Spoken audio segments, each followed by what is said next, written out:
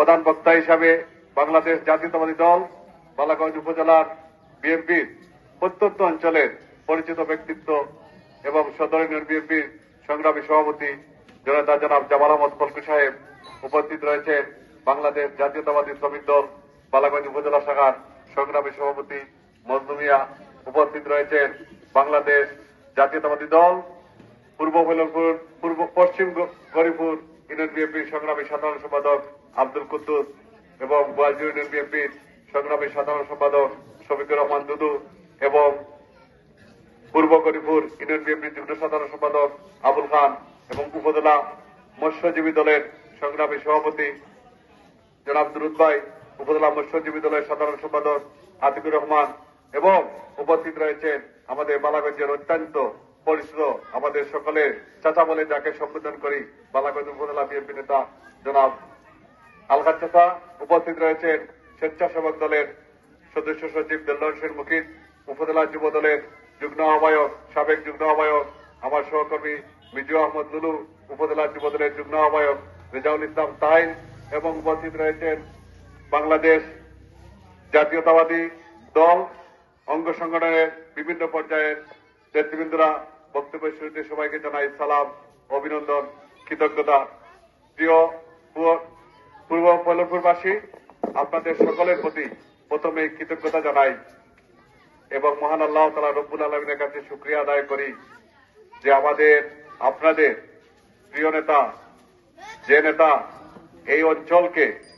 অর্থাৎ বালাগঞ্জ উপজেলাকে, যিনি নৌবন্দর থেকে স্থলবন্দর অর্থাৎ পাকা রাস্তা নির্মাণ করে এই উপজেলাকে স্থলবন্দর হিসাবে পরিচিতি লাভ করেছেন এবং আপনাদের এই এলাকার উন্নয়নে,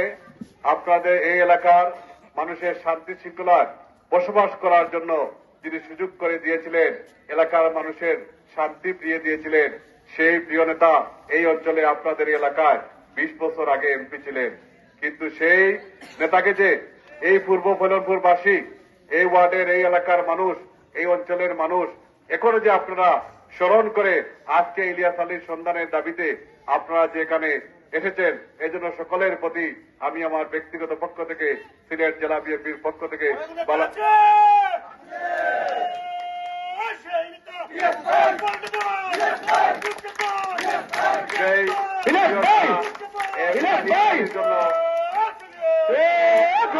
আপনারা এখানে সমবেত হয়েছেন এজন্য সকলের প্রতি কৃতজ্ঞতা জানাই এবং আজকের এই সভা থেকে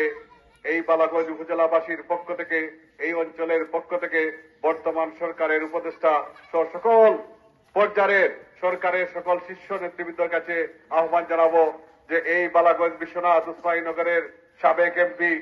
এই অঞ্চলের প্রিয় নেতা, কিছু মানুষের হৃদয়ের স্পন্দন জননেতা ইলিয়াস আলীর জন্য এখনো এই অঞ্চলের কৃষক, শ্রমিক, জনতা, সর্বস্তরের মানুষ ইলিয়াস আলীর অপেক্ষা করে আছে। আপনারা ইতিমধ্যেই এই অবৈধ হাসিনা সরকারের গুম নামক অবৈধ কারাগার থেকে অনেক মন্ত্রী বেরিয়েছেন, অনেক প্রশাসনের শীর্ষ কর্মকর্তা বেরিয়ে এসেছেন। আমরা অপেক্ষায় আছি আপনাদের নেতৃত্বে, এই প্রধান উপদেষ্টার নেতৃত্বে আমাদের এই অঞ্চলের প্রিয় নেতা, কোটি মানুষের প্রিয় নেতা ইলিয়াস আলী আমাদের মাঝে অবিলম্বে ফিরে আসবো এবং আজকের এই সভা থেকে সরকারের সকল পর্যায়ের কর্মকর্তাদের অনুরোধ জানাবো আমাদের প্রিয় নেতাকে যেন আমাদের মাঝে অবিলম্বে ফিরিয়ে দেওয়া হয়। প্রিয় নেতৃবৃন্দ, আমি বক্তব্য দীর্ঘায়িত করব না, কারণ আজানের সময় হয়ে গিয়েছে। আমরা শুধু বলতে চাই, যখন কোনো এলাকায় কোনো মানুষ নির্যাতন করে, জুলুম করে, শেষ পর্যায়ে এখানে যারা মুরব্বিয়ান রয়েছেন অবশ্যই ওনাদের এই বয়সে আর অনেক নেতার নেতৃত্ব, অনেক জুলুমবাজের এলাকায় জুলুমবাজের নেতৃত্ব আপনারা দেখেছেন। গ্রাম্য ভাষায় একটা কথা বলে, যারা জোর দখল করে